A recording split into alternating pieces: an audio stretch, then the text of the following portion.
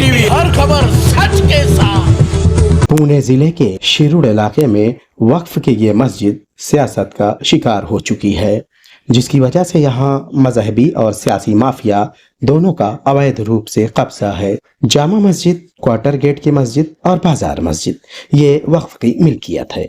एक जमाने से यहाँ कब्जा जमाए बैठे दबंगों और माफियाओं की वजह से यहाँ इलेक्शन नहीं हो पा रहा था और होने भी नहीं दिया जा रहा था। वजह साफ थी कि यहाँ के दबंगों की दबंगई और गुंडाई अपनी चरम सीमा पर थी। यहाँ के कुछ लोगों ने जब ये हाल देखा तो उन्होंने हाई कोर्ट का रुख किया और हाई कोर्ट ने ये ऑर्डर वक्फ बोर्ड को दिया कि यहाँ तुरंत इलेक्शन कराए जाएं।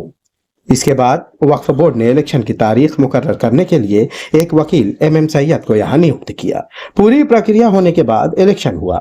इलेक्शन में 2 पैनल थे, उसमें से एक पैनल चुनकर आया और दूसरा पैनल हार गया। दूसरा पैनल जो हार गया वो नहीं चाहते थे कि यहाँ इलेक्शन हो, इसके लिए उन्होंने इसके ऊपर काफी ऑब्जेक्शन लेने की कोशिश की, मगर हुक्म हाई कोर्ट का था, इसलिए इलेक्शन होना तय था और इलेक्शन हो गया। तहरीक औकाफ के अध्यक्ष शब्बीर अंसारी कहते हैं कि हाई कोर्ट का ऑर्डर होने के बाद इलेक्शन हो गया और इलेक्शन होने के बाद जो लोग चुनकर आए थे उन्हें दबाने की कोशिश की गई।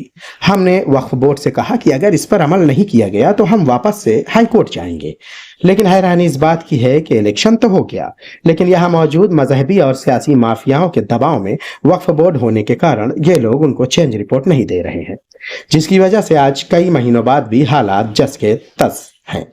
ये मई में इलेक्शंस हुए हैं, उसके बाद 5-6 महीने के बाद में हमने कि भाई ये आज मिलेगी कल मिलेगी, रुकी नहीं। उसके बाद में हमने बोर्ड को दिया, उन लोगों ने वहाँ की मस्जिद के ट्रस्टियों ने कि भाई हमारा चेंज रिपोर्ट दी जाए, तो उसका आज तक जवाब नहीं दिया जाए। वक्फ बोर्ड को चाहिए कि जब इलेक्शंस हो गए और सब कुछ हो गया है तो उनको चेंज रिपोर्ट देना चाहिए। क्यों नहीं दी जा रही है चेंज रिपोर्ट, इसका जवाब वक्फ बोर्ड क्यों नहीं दे रहा है? इसका मतलब ये है, साफ साफ है कि इस पर बहुत बड़ा पॉलिटिकल प्रेशर है, जिसकी वजह से ये जो ट्रस्ट के मस्जिदें तीनों हैं वो तबाह बर्बाद होने के दहाने पर है। अंसारी ने यह मांग की है कि चेंज रिपोर्ट दी जाए। हालांकि वक्फ बोर्ड की तरफ से इसका आज तक कोई जवाब नहीं दिया गया।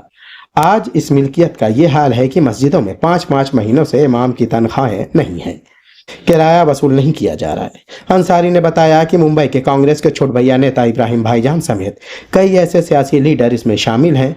वो नहीं चाहते कि करोड़ों की यह वक्फ की मिल्कियत उनके हाथों से चली जाए, क्योंकि चुनाव के बाद अब उन्हें अपनी जमीन खिसकते दिखाई दे रही है।